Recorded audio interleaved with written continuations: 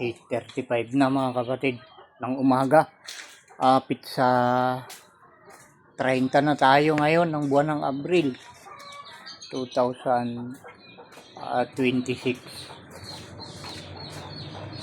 Huling araw na tayo mga kapatid dito sa buwan ng Abril.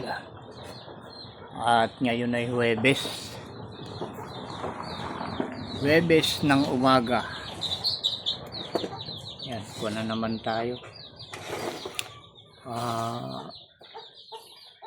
Late na naman tayo ng good morning.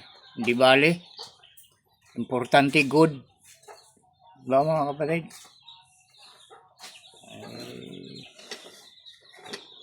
Wala din namang silbi yung maaga tayo ang hindi good.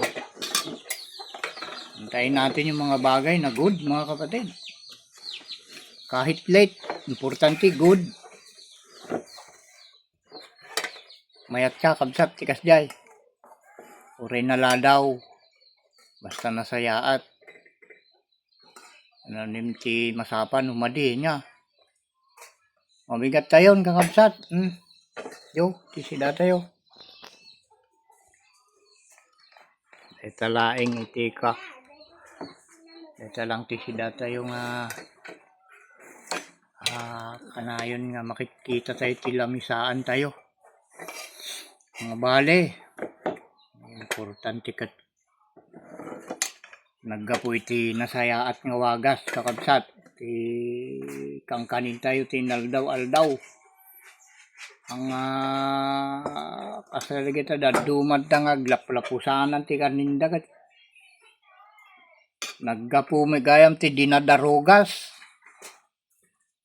Nagmaditikas jay kakabsat nga mapaspasamak iti biyag. Samantala nga ti bilin ti amatay jay langit kit agaramid tayo lang iti nasayaat iti pada tayo nga tao. Takagura na launay iti nga nasayaat kakabsat. So nga dapat masurutan tayo laeng aming nga tao iti bilin ti ama. At no kasta kat adi gun udin tayo nga natal na kin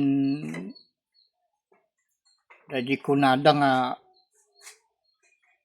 kapayapaan nga amang pay kakabsat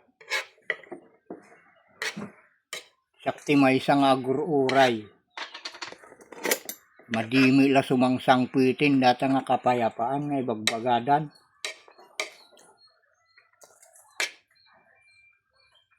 Kisain tayo ti aglalaw kakabsat no dati agdama nga mapaspasamak adda nga tadalan ti kapayapaan.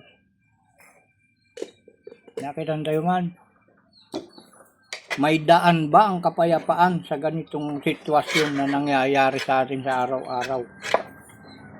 Mismong ang mga namumuno sa atin, puro kaguluhan ang ginagawa. Diba mga kapatid? Bangayan ang bangayan.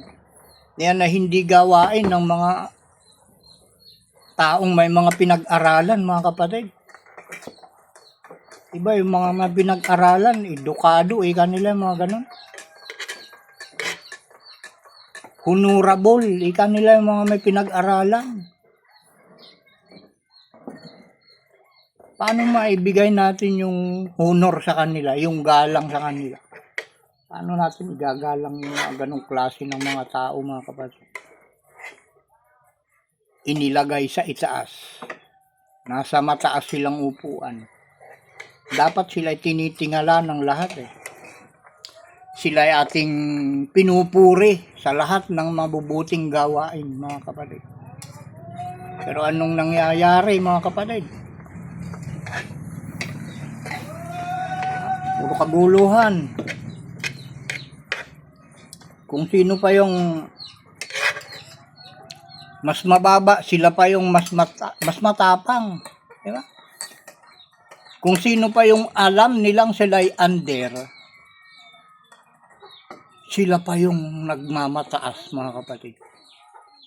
Wag nating tuladin yung mga ganun. Tayong nakakaalam ng kung ano yung dapat.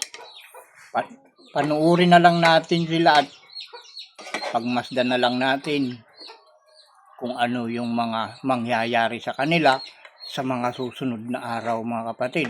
Dahil ako'y naniniwala sa salita ng ating Ama na kung ano ang iyong itinanim, ayun ang iyong aanihin. Yeah? Sa bunga ng iyong itinanim, yun ang iyong kakainin, mga kapatid.